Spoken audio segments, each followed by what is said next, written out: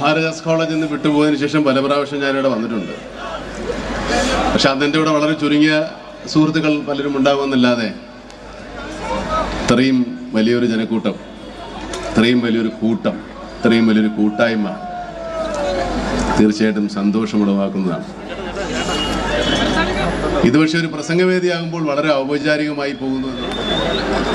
പക്ഷെ അവരെ ആരെയും പലരെയും എനിക്ക് കണ്ടാൽ തിരിച്ചറിയാതെ പോലെ മാറിയിരിക്കുന്നു. എന്നെ നിങ്ങൾ ഈ സിനിമയിലുള്ളത് കൊണ്ട് കണ്ടാൽ ഒരുപക്ഷെ മനസ്സിലായെന്നത്. അതാണ് എനിക്ക് ഏറ്റവും വലിയ സങ്കടം. പക്ഷെ എനിക്കിന്ന് വളരെ സന്തോഷമുള്ള ഒരു കാര്യം, ഒന്നല്ല ഒരുപാട് കാര്യങ്ങളുണ്ടായിരുന്നു. പല ആളുകളും പ്രസംഗിച്ചതിൽ നിന്ന് ഭയങ്കര രസകരമായ കാര്യങ്ങളുണ്ടായിരുന്നു. നമ്മുടെ ഇതിൻ്റെ അധ്യക്ഷൻ ശ്രീ കെ.ആർ. വിശ്വംഭരൻ പറഞ്ഞത്, നിങ്ങളിവിടെ വന്നതിന് എല്ലാവർക്കും നന്ദി. വിശ്വംഭരൻ മോളുടെ കല്യാണമൊന്നുമല്ലോ എല്ലാവർക്കും നന്ദി പറയാം. അതുപോലെ ഇപ്പോൾ ബാലചന്ദ്രൻ ചുള്ളിക്കാട് പ്രസംഗിച്ച കംപ്ലീറ്റ് ഷേക്സ്പീരിയൻ ഡ്രാമയുടെ ക്ലൈമാക്സ് വളരെ വീറോടും വാശിയോടും ഒക്കെ ഭയങ്കര പവർഫുള്ളായിട്ടുള്ള പ്രസൻറ്റ് ചെയ്തപ്പോൾ ഞാൻ വിചാരിച്ചു, ബാലചന്ദ്രൻ ചുള്ളിക്കാട് ബാലചന്ദ്രൻ ആയില്ലെങ്കിൽ പിന്നെ വേറെ ആരാകും? എത്രയോ കാലം മുമ്പ് പഠിച്ചാണ്, എനിക്കൊരു അക്ഷരം ഓർമ്മയില്ല. അന്നൊക്കെ ബാലചന്ദ്രൻ പോലെ പഠിച്ചിരുന്നെങ്കിൽ ഞാൻ ഒരിക്കലും മമ്മൂട്ടിയാവുന്ന വല്ല ഒരു IAS ഓഫീസറായിട്ടോ എന്തെങ്കിലുമൊക്കെ ഇട്ട് ഇവിടെ തുരുക്കിറങ്ങിയത്. ദൈവാദിനം കൊണ്ട് അത്രയും നന്നായിട്ട് പഠിച്ചില്ല.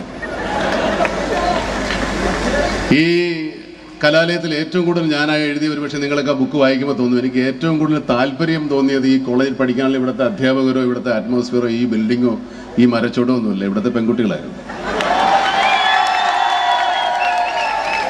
കാരണം ഞാൻ തേവര കോളേജിൽ പഠിക്കുമ്പോൾ അവിടെ പെൺകുട്ടികളില്ല. ഇവിടുത്തെ പ്രധാനമായ ആകർഷണം ഇവിടുത്തെ സുന്ദരികളായ പെൺകുട്ടികളായിരുന്നു.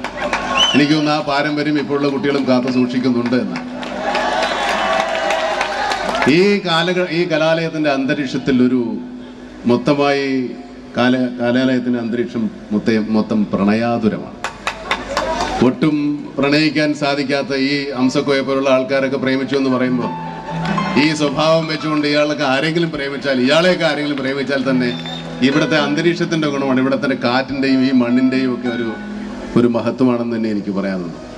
ഈ നമ്മളൊക്കെ ഇവിടെ വീണ്ടും ഈ ഒത്തുചേരുന്നതിലുമുണ്ട് ഒരു പ്രണയം. കാരണം ഇതിനോടുള്ള ഈണ്ടിലും കണ്ട് സംസാരിക്കാനും ഒക്കെ നമുക്ക് ഒരുപക്ഷെ നമ്മൾ അവിടെ നിന്ന് പിരിഞ്ഞു പോകുമ്പോൾ പലരും പലതരത്തിലുള്ള ഓട്ടോഗ്രാഫുകൾ എഴുതി കൊടുത്തിട്ടുണ്ടാകും, പലതരത്തിലുള്ള വിടവാങ്ങൽ സംഭാഷണങ്ങൾ ഉണ്ടായിട്ടുണ്ടാകും. പക്ഷെ അതൊക്കെ നമ്മൾ അന്ന് പറഞ്ഞത് പലതും നമ്മൾ പറഞ്ഞതിനപ്പുറത്തേക്കോ അല്ലെങ്കിൽ നമ്മൾ വിചാരിക്കാത്തതിനപ്പുറത്തേക്കോ ആയി മാറി. പലരും നമ്മൾ ആകണമെന്ന് ആഗ്രഹിച്ചു മുമ്പേ സംസാരിച്ച് എല്ലാവരും പറഞ്ഞതുപോലെ അത്ഭുതം അത്ഭുതം അത്ഭുതം അത്ഭുതം തന്നെ.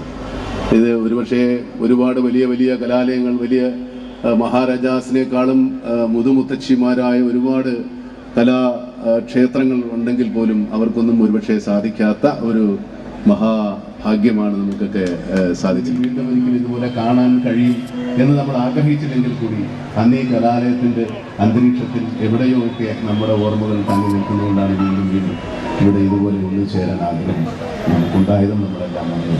കഴിഞ്ഞ പ്രാവശ്യം ഇതുപോലെ ഒരു സംരംഭം ഉണ്ടായിരിക്കും, വന്നു ചേരാൻ സാധിച്ചില്ല.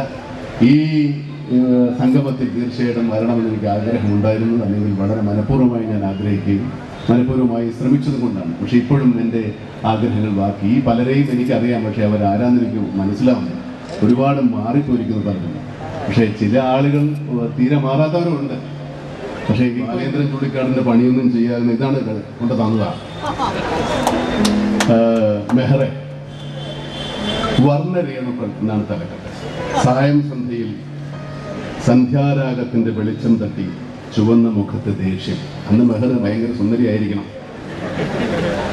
ആ സൗന്ദര്യം അവിടെ ഉടലെക്കുന്നു, അത് ഇവിടെ തന്നെ അസ്തമിക്കുകയാണ്.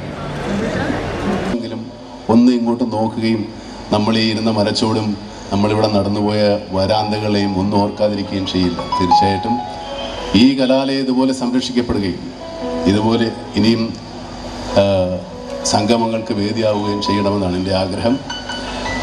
ഞാൻ ഒരുപാട് നീണ്ടു പോകുന്നത് എൻ്റെ ഒരു ഹൃദയം തുറക്കുന്നത് കൊണ്ട് മാത്രമാണ്. എന്നോട് ക്ഷമിക്കുക.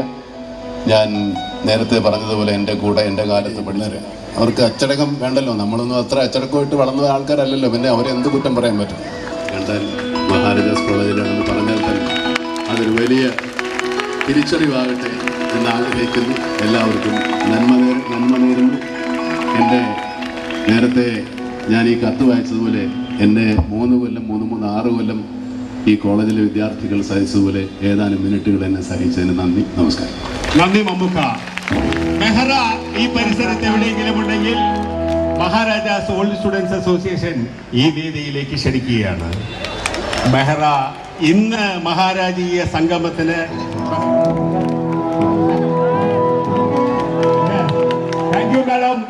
Thank you madam.